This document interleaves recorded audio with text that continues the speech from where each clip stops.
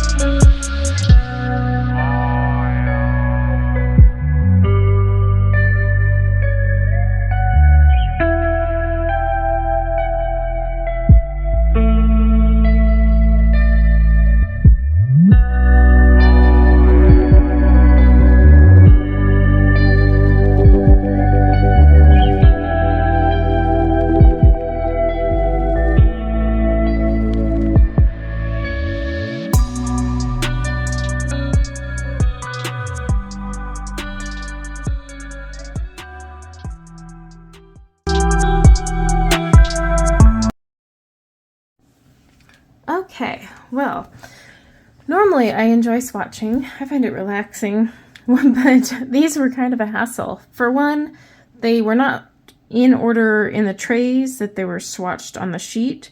Not a big deal because a lot of brands do that. I don't really judge for that, but just FYI, you will be bouncing back and forth, but at least it's only 60 colors. Thankfully, once you swatch them all out, the palette itself is very pastel. You do have a few that aren't technically pastel colors. I mean, some are a little bit too bright, but they fit the overall palette and kind of make it a well-rounded palette, and you can only make so many colors. But my biggest thing here is, so typically pastel colored pencils have a lot of white mixed in and fillers, and they're very soft and creamy. They're usually the most satisfying to work with because of all that. These were the scratchiest things I've ever seen for a pastel pencil. I need to clarify that. For a pastel pencil, every single one was scratchy. And then I did find a funny little typo. So this is unicorn purple, but on their sheet it's Unicron. Just thought I'd point that out. Humor. So yeah, I mean, I had that. I have some broken wood on some of mine. I had quite a few that were off center, as you can see. See how the wood goes up higher? Obviously it's a color dipped end, but that's another way to tell that it was off center.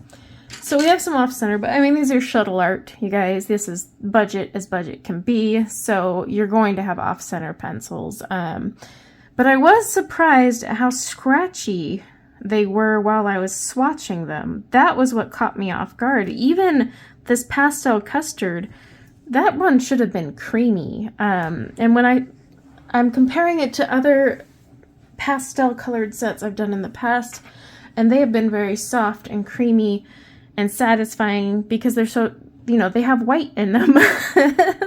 Most of them, not all. Some of these colors do not have white pigments added, just for clarification.